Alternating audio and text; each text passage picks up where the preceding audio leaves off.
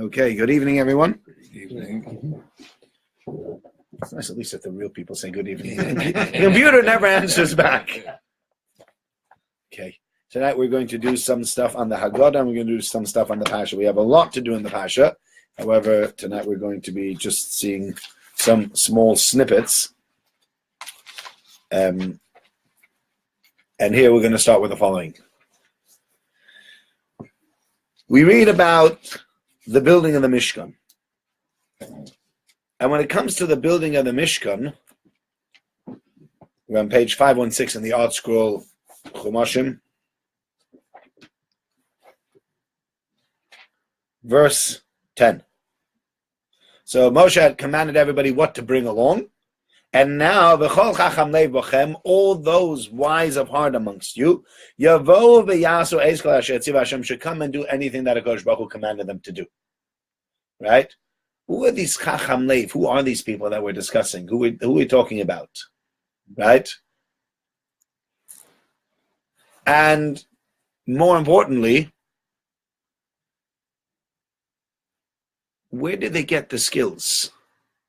Right? Well, where did they get the skills? They had to. Pardon? Maybe in Egypt. Huh? Maybe in Egypt. When YouTube, right? They watch YouTube. YouTube is actually a great place to go and get skills. I must tell you, it's amazing. No, so maybe in Egypt. In Egypt, they didn't have YouTube in Egypt. Sorry, Alan. Right? No, they didn't. It's an interesting one.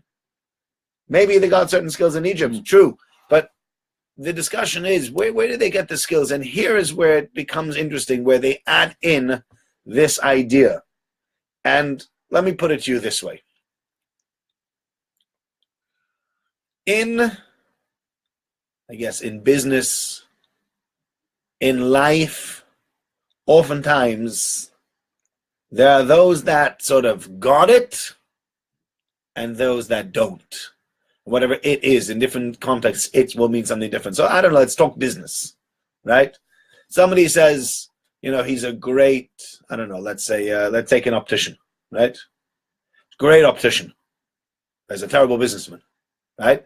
So he might be able to do a great job at diagnosing people's eye conditions, etc., etc. But at the end of the day, he won't make a huge, massive success of his business, because there's two sides to the business, right? Yeah.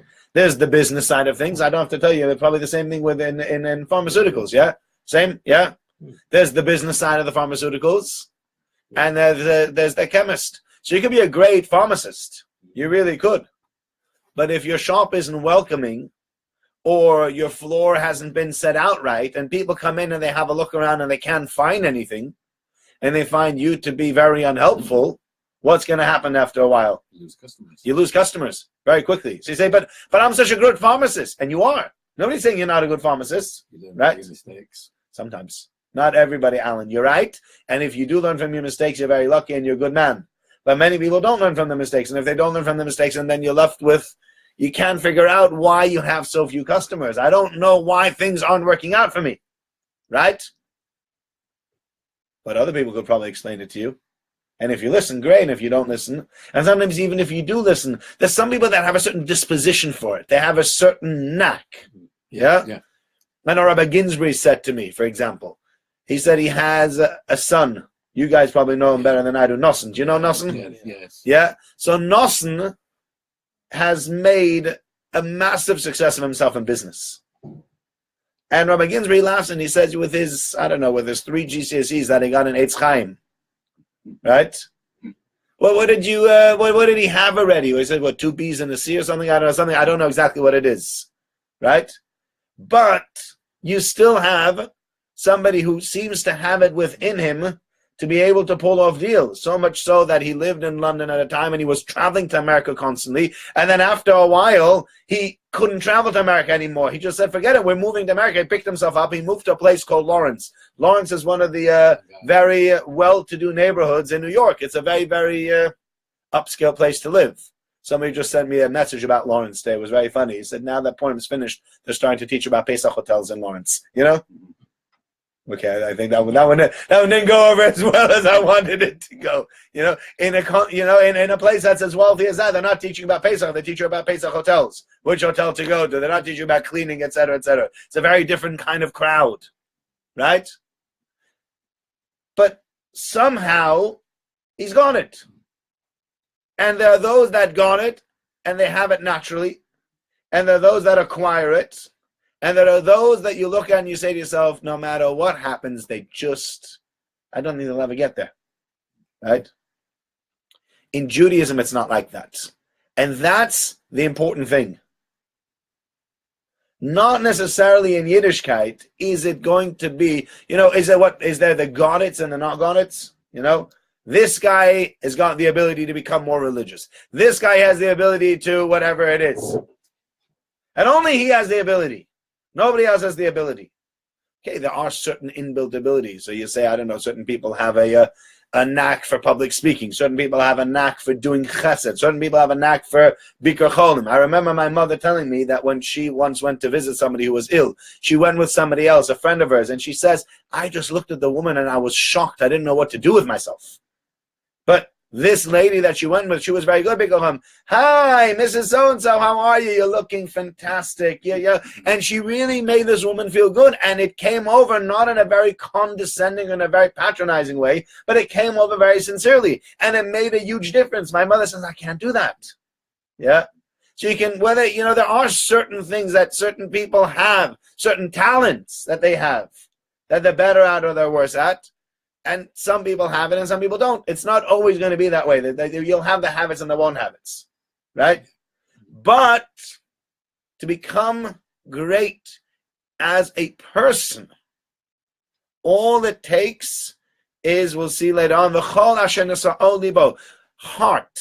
God says, if you just want to invest, you want to become something, then God says, I will be there to help you become something, right? And I believe very strongly, and I think people misunderstand this when you speak about becoming something. You become something often means not necessarily that I become what I want to be, but I'll become the best that I can be at a certain thing. I want to become, I don't know, a great rabbi, let's say, yeah? I never won't be myself, right? There'll always be a bit of me inside me that I won't be able to get rid of, right? That's impossible, because I'll still be me no matter what.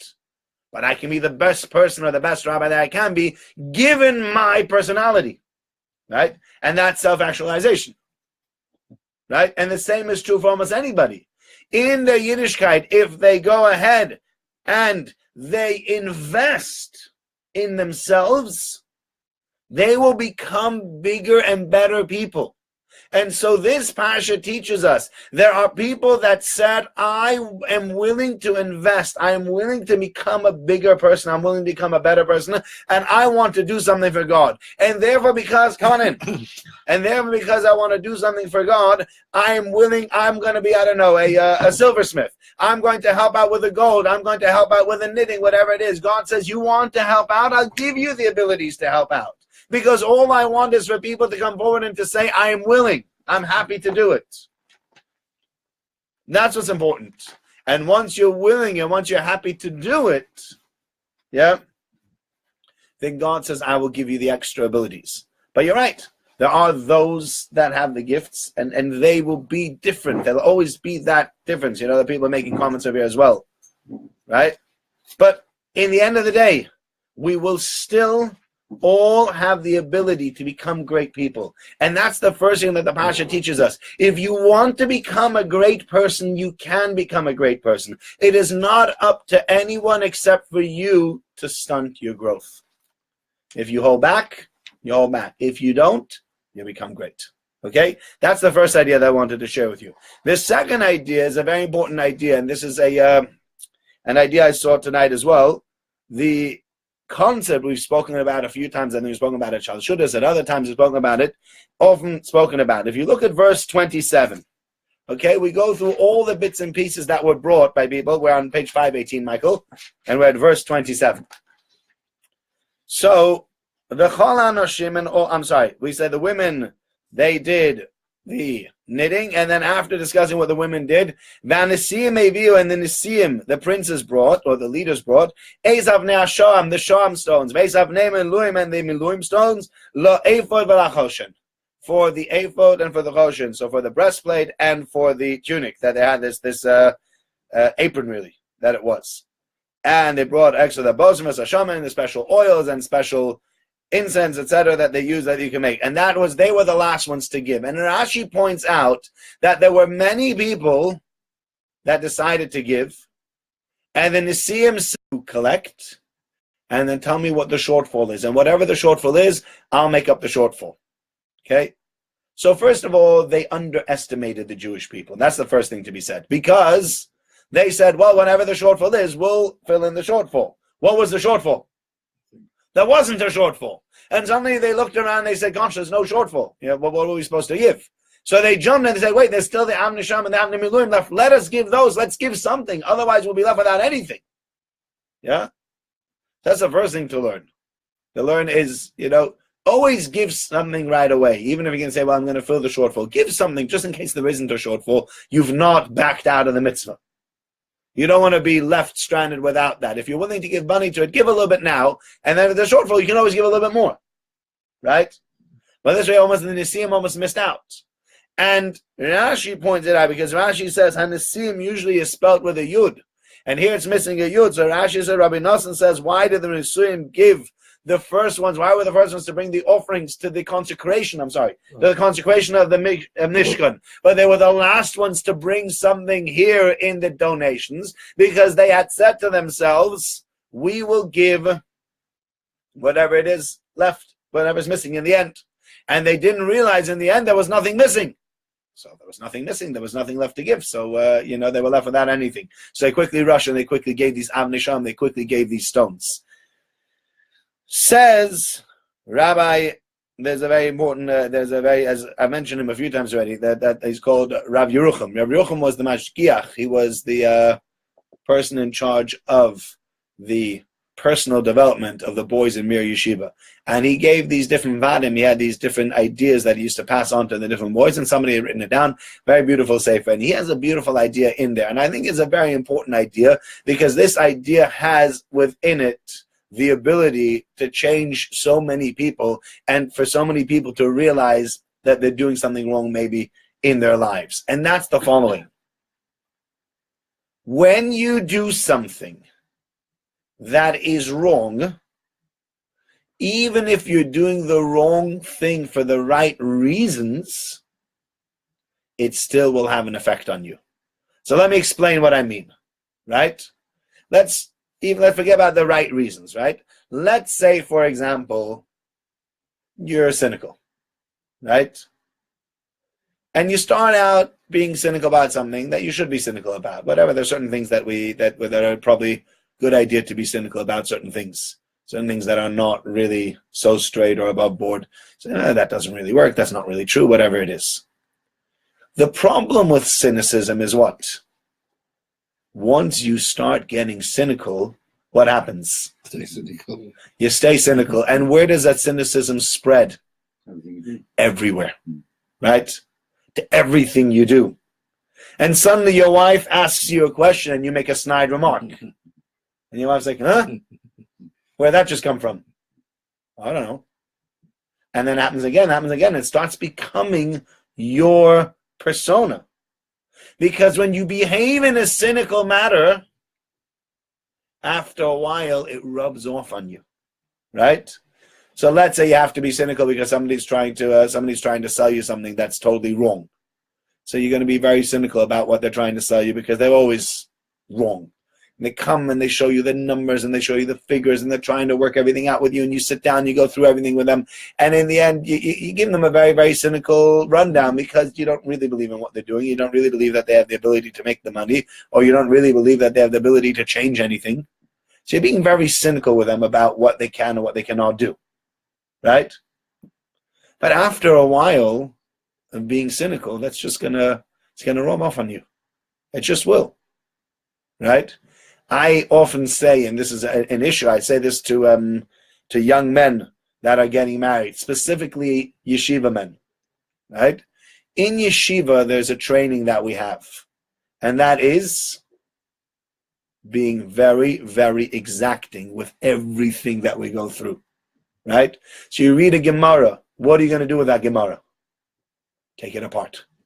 You read the Gemara, you start finding the words that seem out of place. You start finding the parts of Rashi that don't seem to make sense. You find finding the pieces of Tosafot that don't seem. You ask a question here, and then have you ever been in a base medrash where people are learning?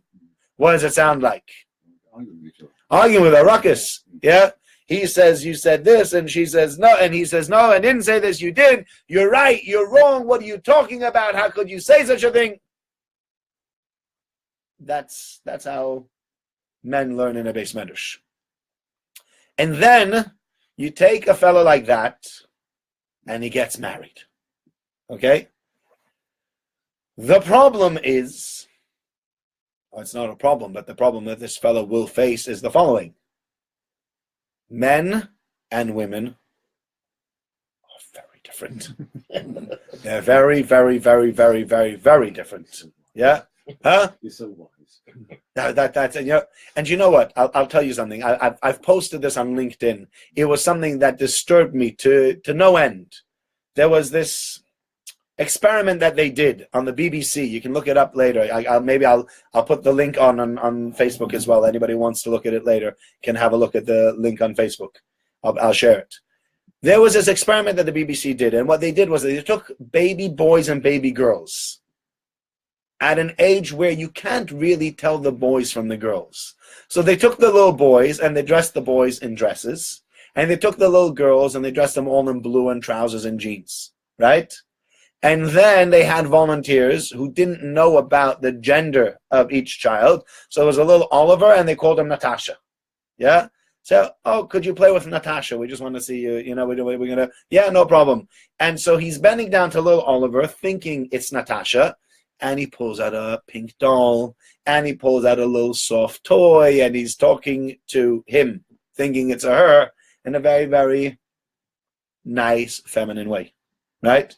And then you had something else. You had a little girl called Jenny, and Jenny became Robert, right?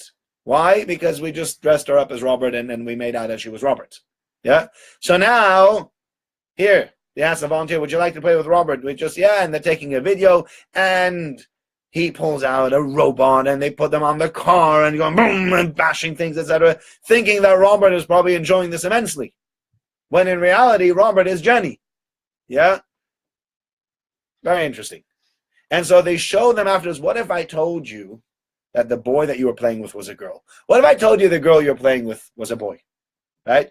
And they showed that the clothing created a prejudice in how people reacted to these children. And so it finished off with a hashtag, which is the terrible hashtag, no more boys and girls. Right? That's the hashtag. Now, I don't know about you, but I got you got a boy and girl, right? Can I ask you, as little children, was there a difference between Vivian and Ian? Yeah, actually, with the twins, there was a difference. With the twins, there was a difference also. Yeah. Well, with Amy and Leo. Yeah, he played with balls and she played with dolls. Yeah. Was it only because that's what they gave them, or was that because that you think was their nature? So it's not so straightforward. They're saying, well, it's your nature. I must tell you, I have boys and I have girls. I got 4 boys and I got 2 girls. My daughters behave differently than my sons do. And it's not only their toys. In general, my daughters get insulted. My boys kick when my girls don't. I've never taught any of my boys to hit each other. Yet my 2-year-olds and my 3-year-olds, yet today my 5-year-old and my 6-year-old was having a fight with my almost 3-year-old. And they were kicking each other or bashing each other over the head. They were doing all sorts of stuff. Never, ever, ever did any of my girls have a physical fight. Ever. And never did I teach any of my boys to have a physical fight. And yet, this is how they behaved. Because that's who they are. Right? Because, yes, there might be a part that is nurture. But to say it's all nurture And there's no nature involved in the difference between men and women when there are studies that show that their brains are different, right? That the hormones that go through them are different. How could you say they're the same? How could you say that it's one big jumble, no more boys and girls, right? So you take, this is a rant on my behalf. I do apologize. Now that I've ranted out. Enjoy yourself. I'm immensely enjoying myself. I don't go to therapy. I have people sitting in the room and a computer. I get to rant out to the entire world. It's a lot of fun, and I even get paid for it, right? So then you take these yeshiva boys that have now been studying for 3 years, 4 years, 5 years, 7 years, 8 years, and you get them married and you put them in a room with a woman. And the wife says, "Do you like the supper?"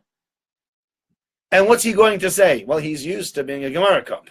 So what he's going to say is, the peas were okay, The schnitzel could have been done better. And the mashed potatoes were awful, right? Or she's going to ask him a question. When should we go? What do you mean, when should we go? We have to go now, right? Because he's used to talking to men. And in being used to talking to men, the language that he uses is going to be maybe aggressive, or it's maybe going to be very strong, but it's going to be something that's going to insult and hurt his wife. And he doesn't realize that. And I think it's something that takes a long time to get away from, to realize that because I've gotten so accustomed to being almost aggressive with other people in the Beis HaMedrash for hours and hours every day, it becomes almost your nature. And so anytime somebody speaks to you, either you take what they say apart, or you're very harsh in the way you comment, and it's no good. And that's what I'm saying. That's what he says over here. You have the Nisim. The Nisim had a wonderful thing that they wanted to do. They wanted to fill the gap. And that's not a bad thing, to say whatever shortfall there is, I will fill it. You tell me what the shortfall is, and I will fill no matter what it is. That's great. But what comes with it? There's a certain laziness that comes with the fact that saying, I'm not going to give now, come back to me later, and I will fill in whatever needs doing later. I'm not going to be active now. And that laziness, that initial laziness is what Rashi is picking up on. That initial laziness is what the Torah is picking up upon. Even with a good intention. Because, for example, even when we go back to the yeshiva boy that we're talking about, the intentions are good. And I know when I learn with somebody else, even if I'm getting very, very head up, and even if we yell at each other, we're still good friends. There is nothing personal about a good intellectual argument. Yeah, have you ever had a good intellectual argument with someone? Where you can really get yourself into it, and you can really start taking apart other people's arguments back and forth, back and forth. The problem becomes in an argument when people start taking it personal. But as long as it doesn't become personal, and as long as you keep it impersonal, then it's actually a wonderful exercise. It's a great thing to do because it hones your skills in debating, and it hones your skills in thinking, and maybe you'll learn something that you didn't know, and you get things right, and you realize where you're wrong, and it's brilliant, right? As long as other people have an open mind as well, and you have an open mind. But if you're going to do too much of it and not realize that there are places or there are times where this arguing is not called for, and where by arguing you're going to insult others or you're going to hurt others as opposed to doing the right thing, you need to learn how to be able to turn that off. And sometimes it becomes your second nature, and you cannot turn it off because you've done it so much. You've done it so often, it's part of you. And then you're stuck. And that's a real issue. And that's why we say that they did something that was wrong, and even though they did something that was wrong with the greatest intentions, but doing something wrong has an effect. And once it has an effect, it's hard to get away from those effects. It's hard to wrestle yourself away from what you've done wrong. Okay? That is as far as the Parasha is concerned. Now I want to move on to the Haggadah. Okay? So we can close our Chumashim. There are some Haggadahs over here if you want to pass around the Haggadahs, but we're not going to be doing so much. It's not really necessary to have a Haggadah. I want to ask you a question. This is a question that I don't know why I thought of it for the first time tonight, because I've been saying this for so many years. But let me ask you. What does Magid start with? What's the first thing we do in Magid? Which bit? Halachmanya. What does halachmanya mean? Ha means this. Lachma without the aleph is lechem. Anya without the aleph is ani. This is the bread of affliction, or this is the bread of poor people, whatever you want to call it. Yeah? That our forefathers ate in the land of Egypt. Right? It's strange. I found it very, very strange. If we want to remember something about Egypt, I mean, it sounds almost so Jewish, too Jewish to be true. If I want to ask you, what do you want to remember about Egypt? Oh, the food was awful. Just awful. I mean, look at this bread. This is what they used to eat. Yeah? That wasn't the worst of it, was it? No, it wasn't the worst of it at all. Although you have people that go to kosher hotels and they come back and the whole Pesach was, how was Pesach? Awful, awful. What happened? The matzah was no good. The chef was no good. You go to, I went to, we mentioned hotels before. I went to a hotel. The entire Pesach was spent eating.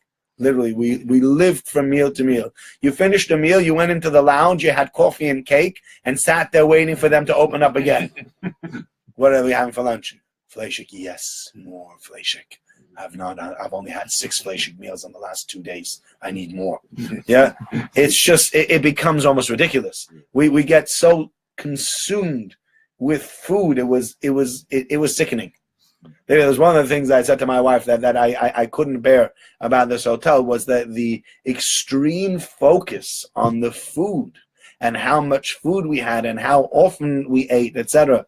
I mean, literally, we had this. I remember I've told you this before, but it was the first day Pesach, and they made a kiddush outside in the garden at 11 o'clock. After the davening, 11:30, they made a kiddush outside, and you could wash if you wanted to, because it was Shabbos, and people wanted to have shalashudah, so you could wash. And then there was salads, and there was fish. It was very nice. It was lovely, right? That's at 11:30. Finished about 12. We had a meal at 2. People ate, and at about 3 o'clock, they ran out of cholent. And somebody came and complained that they ran out of cholent. And I'm thinking to myself, my goodness, at 8 o'clock tonight, you have a Seder. There was a meal at 12 o'clock. There's been a meal at 2 o'clock. There was so much food. There was so much to eat, for goodness sake. Is that your biggest problem, that we ran out of cholent? You needed another 2 potatoes and another slab of meat? We get so worked up about food. So it's a very Jewish thing. Yeah. So if we want to remember something about Egypt, what are we going to remember? The food. Right. Wrong. Right. That's obviously. Pardon? The cucumbers and the melons. The cucumber. Yeah. Interesting. But okay, they remember the food as well. You're right. That's later on about Shema Aloscha. But true. But when you speak about food, when you speak about halachman, if I wanted to remember Egypt, if I want to remember Pesach, I'll speak about the beatings that we received. I could speak about the pain. I could speak about the children that were killed. If I say this is the first thing we're going to start our entire discussion with. Tonight we're going to discuss the Exodus. We're going to discuss leaving Egypt. The first thing I show you is, by the way, this is what they had to eat.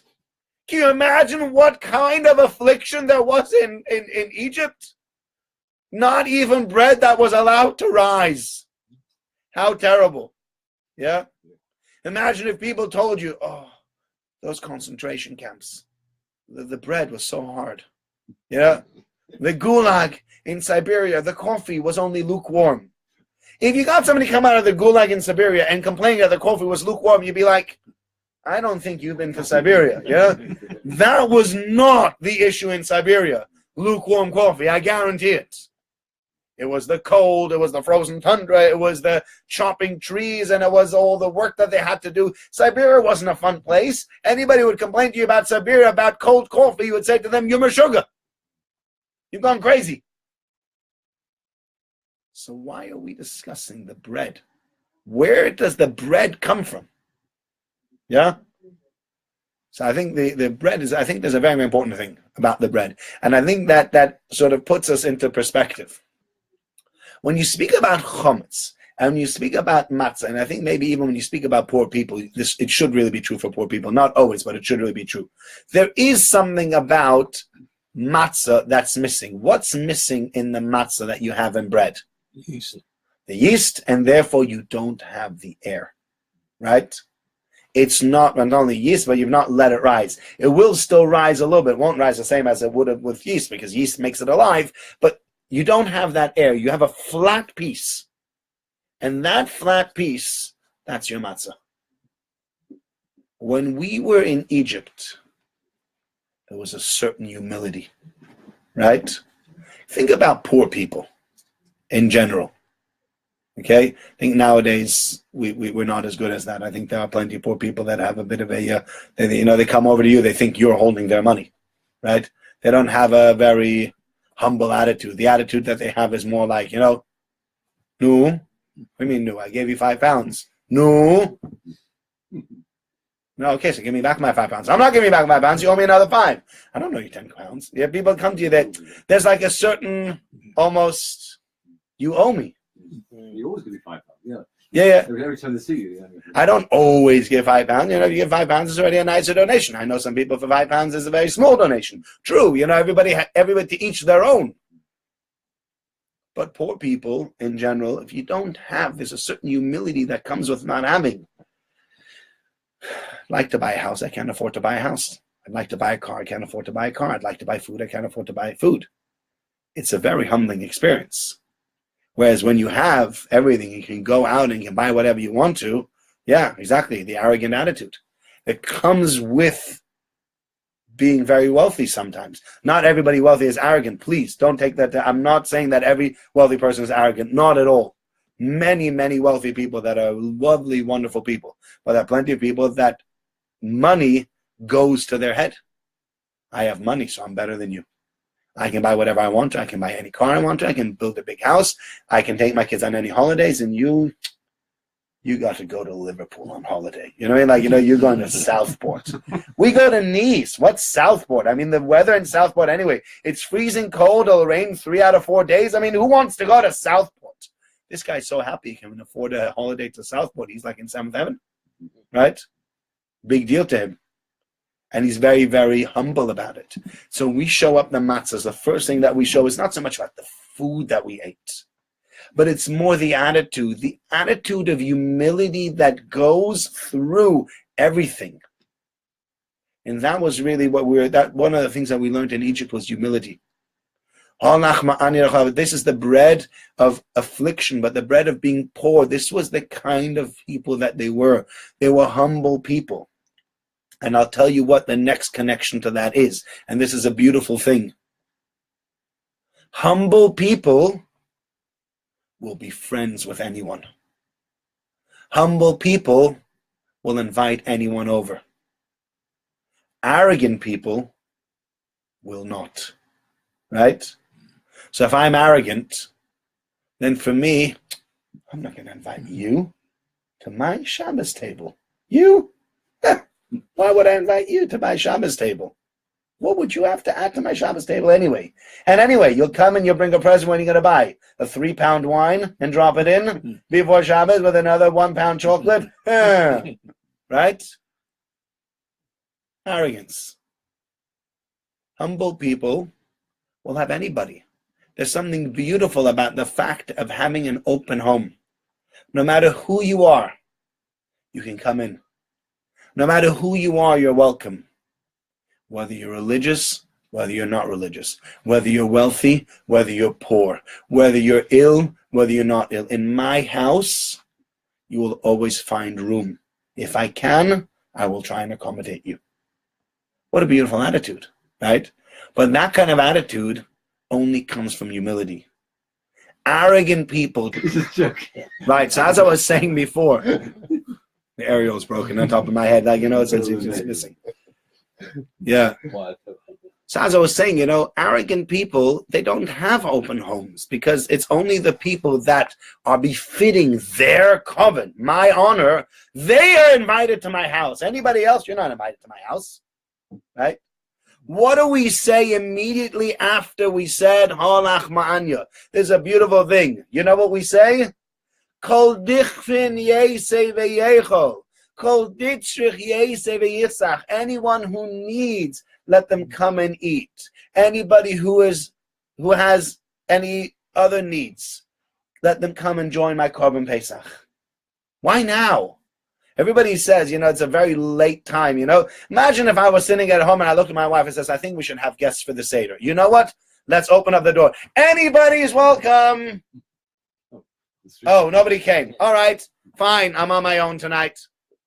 But now you invite everybody? That's ridiculous. You can't invite people afterwards. You want to have people for your Seder, you go to shul and you invite them. And even in shul, actually, it's wrong to invite people, I would say, unless people really have nowhere to go. Right? You want to have somebody for the Seder, call them 3 weeks before and tell them. I know singles that have said to me, for example, that when they get an invite on Friday night, they don't go. Because, what am I? Your chesed project? Oh, I saw a single guy sitting over there. He might not have anywhere to eat. Come to me. If you really wanted me to come to your house, why didn't you call me on Tuesday? I cooked food. What do you think? I don't make Shabbos? You think I don't buy challah? You think I don't have wine at home?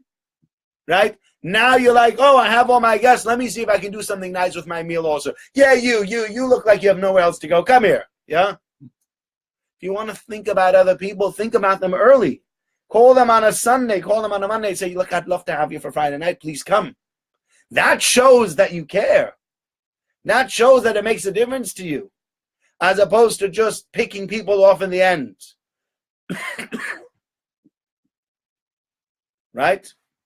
So the idea of Kol Dichvin Yesod, now we're inviting people. Why we're inviting people now? The point is we're trying to teach people, listen, be humble. And once you're humble, Kol Dichvin Yesod Vayakhel, once you become a humble person, anybody who wants to come can come to my house. My doors are open. I'm not too good for anybody. Not for the schnorrer in the shul, and not for the person who's ill, and not for the person who's alone. Anybody's welcome. I'm not just inviting those people that looks good on my resume to say that I have, Mr. Goldberg at my house. He comes to have Shabbos by me. How about people that really need it? Oh, no, they don't come to my house. No, we wouldn't invite them. We don't want to have them in our house. Yeah? Says then we say, Hashato hocha l'shona haba be'ared Yisrael, Hashato avdei l'shona haba b'nei Chaim. This year we're here. Next year we'll be in Eretz Yisrael. This year we're here. This year we're still enslaved. Next year we'll be free. The attitude of humility is one that Kadosh Baruch Hu looks down upon with the greatest of respect. And he says, you know what? If you start caring for each other, if you're not too good for each other, if you remember the affliction and say we were all in this together. And probably, I'm guessing, I'm going on a limb over here, but I'm guessing that in concentration camps, there was no one-upmanship. There was no, who are you? I used to be a bank manager. I used to run portfolios of billions of pounds. Yeah, you know what? You're in the same quarry next to me now. You're sleeping on the same flat piece of wood as I'm sleeping. There's nothing better about you than there is about me here in this concentration camp. Yeah? True? I would guess that there would, sadly, Baruch Hashem, I was never there, and sadly, I've never asked anybody the question. But I'm sure there was very little. You okay? No, it's cozy. It's cozy. I'm sitting here with his coat still. Yeah. No. So there was no one-upmanship. And that's what I was saying. When you look back at those days, there was no one-upmanship in Egypt. Who says, I'm better than you? Really, what? Yeah, you get beaten twice and I get beaten 3 times? What makes you better than me? You had any less bricks to make than I did? You had a better job? There was no good jobs in Egypt. There was nobody that was like, yeah, we're okay and everybody else is doing rubbish jobs. Very, very, in poor times, it's a very, very great equalizer. There's nobody that thinks themselves better than others. And so, this is the bread of affliction of poor people, that our forefathers ate in the land of Egypt. Yeah? We remember the humility, and with that humility, we say anybody is welcome. And if we have that humility and anybody is welcome, we then say, we're here this year, but next year, if we take that humility, God sees the difference in us. He will take us out of Egypt. Next year will be different. Next year, things won't look the way they look. Having a bigger look. having a bigger feeling for other people, opening yourself up. I'll tell you one story. I heard this beautiful, so I've just read this beautiful story. I don't know if I've told this before, but Rav Chaim Brisker, the people in charge of the community walked into his house and it was freezing. And he says, freezing. He says, I don't have money to buy wood. He says, okay, we'll bring you wood. And there was a collection. They brought wood to the Rav's house. There was enough wood there to last him the entire winter. Came back 3 days later. It's freezing. Why is it freezing again? He says, yeah. His wife said, what do you think? He gave him wood? You think he was going to use the wood? He called in all the poor people in the town and he gave them wood. He said they were freezing. So they said, okay, we get the point. They went and they got more wood. And they brought him more wood. And he did it again. They went and brought him more wood a third time. And then they came and they said to him, we're making a deal with you now. He said, this wood belongs to the community and is to be used only by the rabbi. If you give it to anybody else, you are misappropriating communal funds. You cannot do that. So, all right. Didn't have a choice. So he, what happened was, they come a few days later, it's freezing cold. I say to him, it's freezing cold. What happened? Did you give away the wood? You know you're not allowed to give away the wood. He goes, no, I've got all the wood. He says, well, if you have all the wood, so what's the, why is it still so cold here?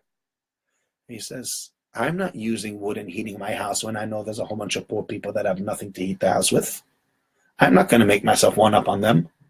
Either everybody has what to heat the house with, and I'll heat my house. But if there are poor people that have nothing to use to heat their own homes, then I am not going to heat my home either. And then they understood and they got the extra wood. That's humility, but that's thinking about other people. That's realizing the kind of people we can be, the kind of people that we should be. Not looking at ourselves, look, I got wood, they don't have wood. They're poor, what should I say? They can't afford it. Tough. There's the haves and the have-nots, right? I know it sounds very much like a labor speech, but it's not about a fair. It's not about fairer society. I don't think that's what it's all about. But it's about realizing that you need to share what you have with others, and you need to have the humility that everybody should be welcome at you, and everyone should feel that you have what to give to them as well. It's not I am for me and anybody who's on my level can maybe be friends with me and everybody else should go away. Everyone's welcome. Everyone is welcome to my table. And with that attitude, Hashem says, with that attitude, I will free you. That brings an achdus, it brings a unity. Hashata hocha, this year here, the Shana Haba, the Aradi. So next year, Mitzvah Hashem, we'll all be together next year. So thank you very much for joining me. So I had to split this in two. And Mitzvah Hashem continuing next week. Continue with Vayikra. And we're also going to continue more Haggadah. Thank you.